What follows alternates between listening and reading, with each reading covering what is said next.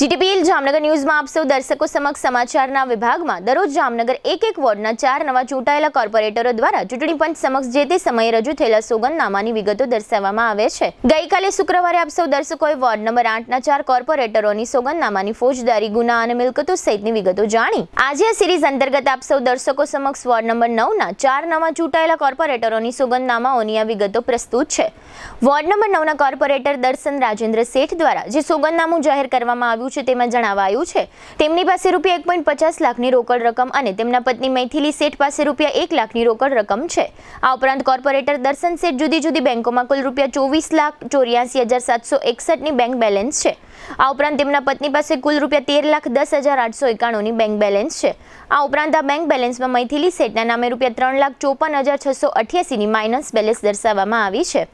આ ઉપરાંત આ પરિવારના એક આશ્રિતના નામે રૂપિયા 11,700ની બેલેન્સ દર્શાવવામાં આવી છે। આ સાથે જ કોર્પોરેટર દર્શન શેઠ દ્વારા કુલ રૂપિયા 42,11,790નું અન્ય ઇન્વેસ્ટમેન્ટ દર્શાવવામાં આવ્યું છે। એ જ રીતે તેમના પત્ની મૈથિલી શેઠના નામથી રૂપિયા 27,60,000નું અન્ય ઇન્વેસ્ટમેન્ટ દર્શાવવામાં આવ્યું છે। તેમજ આ પરિવારના આશ્રિતના નામથી રૂપિયા 8,62,709નું અન્ય ઇન્વેસ્ટમેન્ટ જાહેર કરવામાં આવ્યું છે। આ ઉપરાંત કોર્પોરેટર દર્શન શેઠ પાસે એક કાર અને રૂપિયા 10 લાખની કિંમતનું 85 ગ્રામ સોનું તેમજ રૂપિયા 3.50 લાખ કિંમતની 1.5 કિલો ચાંદી તથા તેમના પત્ની મૈથિલી શેઠ દ્વારા રૂપિયા 49.70 લાખનું 355 ગ્રામ સોનું અને રૂપિયા 7.20 લાખની 3 કિલો ચાંદી જાહેરનામામાં દર્શાવવામાં આવી છે। આ ઉપરાંત આ પરિવાર પાસે કુલ રૂપિયા 65,12,975ની મકાન મિલકતો જામનગર સહિતના શહેરોમાં આવેલી છે।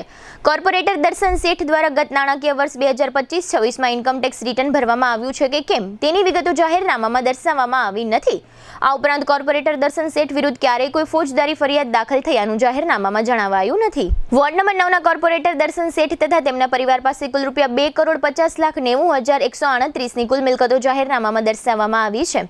જીટીપીએલ જામનગર ન્યૂઝના દર્શકોની જાણ ખાતર વોર્ડ નંબર 9માં પ્રથમ વખત કોર્પોરેટર તરીકે ચૂંટાયેલા દર્શન શેઠ જામનગરના પૂર્વ મેયર રાજુભાઈ શેઠના પુત્ર છે। વોર્ડ નંબર 9ના બીજી વખત ચૂંટાયેલા કોર્પોરેટર ધીરેન પ્રતાપરાય મોનાણીએ ચૂંટણી પંચ સમક્ષના જાહેરનામામાં દર્શાવ્યું છે કે ભૂતકાળમાં તેમની વિરુદ્ધ એક ફોજદારી ગુનો નોંધાયેલો હતો જેમાં તેમને અદાલતે નિર્દોષ જાહેર કરેલા છે। આ ઉપરાંત કોર્પોરેટર ધીરેન મોનાણી દ્વારા રૂપિયા 1.10 લાખની રોકડ અને તેમના પત્ની નીતાબેન દ્વારા રૂપિયા 35,000ની રોકડ રકમ દર્શાવવામાં આવી છે।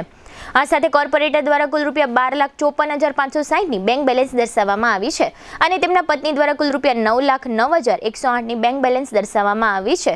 આ ઉપરાંત કોર્પોરેટર ધીરેન મોનાણી અન્ય કંપનીઓમાં વીમા કંપની વગેરેમાં કુલ રૂપિયા 3,65,483નું અન્ય રોકાણ ધરાવે છે તથા તેમના પત્ની કુલ રૂપિયા 87,641નું અન્ય રોકાણ ધરાવે છે। કોર્પોરેટર ધીરેન મોનાણી પાસે રૂપિયા 1,02,000ની કિંમતના વાહનો તરીકે એક કાર અને સ્કૂટર છે જ્યારે તેમના પત્ની પાસે રૂપિયા 17,000ની કિંમતનું એક સ્કૂટર છે। આ ઉપરાંત કોર્પોરેટર ધીરેન મોનાણી રૂપિયા 4,15,000ની અંદાજિત કિંમતનું 30 ગ્રામ સોનું અને તેમના પત્ની રૂપિયા 6,95,000ની કિંમતનું 50 ગ્રામ સોનું ધરાવે છે। આ ઉપરાંત તેઓ તથા તેમના પત્ની શહેરના જુદા જુદા વિસ્તારોમાં કુલ રૂપિયા 66,25,000ના મકાનો અને ઓફિસ સહિતની મિલકતો ધરાવે છે। તેઓએ નાણાકીય વર્ષ 2025-26 દરમિયાન આવકવેરા વિભાગમાં રિટર્ન દાખલ કર્યું છે કે કેમ તેની વિગતો સોગંદનામામાં દર્શાવવામાં આવી નથી।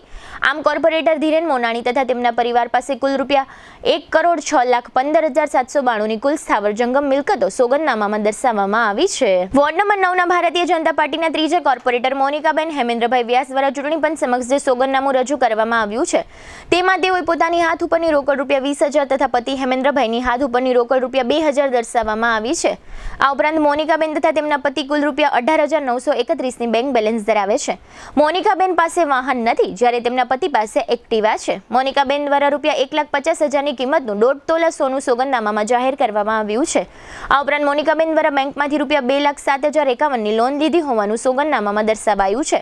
આમ કોર્પોરેટર મોનિકાબેન વ્યાસ દ્વારા સોગંદનામામાં તેમની તથા તેમના પરિવારની કુલ સ્થાવર જંગમ મિલકત રૂપિયા 1,90,931 દર્શાવવામાં આવી છે અને આ પરિવાર દ્વારા રૂપિયા 2,07,051ની બેંક લોન દર્શાવવામાં આવી છે। વોર્ડ નંબર 9ના ભારતીય જનતા પાર્ટીના ચોથા કોર્પોરેટર ધર્મિનાબેન સોઢા દ્વારા ચૂંટણી પંચ સમક્ષ દર્શાવવામાં આવેલા સોગંદનામામાં તેમણે પોતાની હાથ ઉપરની રોકડ રૂપિયા 50,000 તથા તેમના પતિ ગુણવંતભાઈની હાથ ઉપરની રોકડ રૂપિયા 1,50,000 દર્શાવવામાં આવી છે। પતિ પત્ની બંને મળી બેંકમાં રૂપિયા 40,000ની બેંક બેલેન્સ ધરાવે છે। કોર્પોરેટર ધર્મિનાબેન પાસે રૂપિયા 25,000ની કિંમતનું 2 ટુ વ્હીલર અને 5,25,000ની કિંમતનું 3.5 તોલા સોનું તથા તેમના પતિ પાસે રૂપિયા 1,50,000ની કિંમતનું 1 તોલા સોનું હોવાનું સોગંદનામામાં દર્શાવવામાં આવ્યું છે. આ પરિવાર પાસે રૂપિયા 24 લાખની કિંમતનો એક ફ્લેટ હોવાનું પણ સોગંદનામામાં દર્શાવવામાં આવ્યું છે. આમ બીજી વખત ચૂંટાયેલા કોર્પોરેટર ધર્મિલાબેન સોઢા પાસે કુલ રૂપિયા 33,40,000ની રોકડ સોનું તથા સ્થાવર જંગમ મિલકત હોવાનું સોગંદનામામાં દર્શાવવામાં આવ્યું છે. આ આંકડાઓ પરથી કહી શકાય કે કોર્પોરેટર દર્શન શેઠ આ વોર્ડના સૌથી શ્રીમંત હોવાનું તેમના સોગંદનામામાં જાહેર થયું છે, જેમની મિલકતો કુલ રૂપિયા 2,50,90,138ની છે, જ્યારે આ વોર્ડના અન્ય કોર્પોરેટર મોનિકાબેન વ્યાસ પાસે સૌથી ઓછી કુલ રૂપિયા 1,90,931ની સ્થાવર જંગમ મિલકતો છે અને રૂપિયા 2,07,051ની બેંક લોન ધરાવે છે. જીટીપીએલ જામનગર ન્યૂઝના આપ સૌ દર્શકો સમક્ષ આગામી સોમવારના સમાચારમાં વોર્ડ નંબર 10ના 4 કોર્પોરેટરોના સોગંદનામાની વિગતો પ્રસ્તુત કરવામાં આવશે.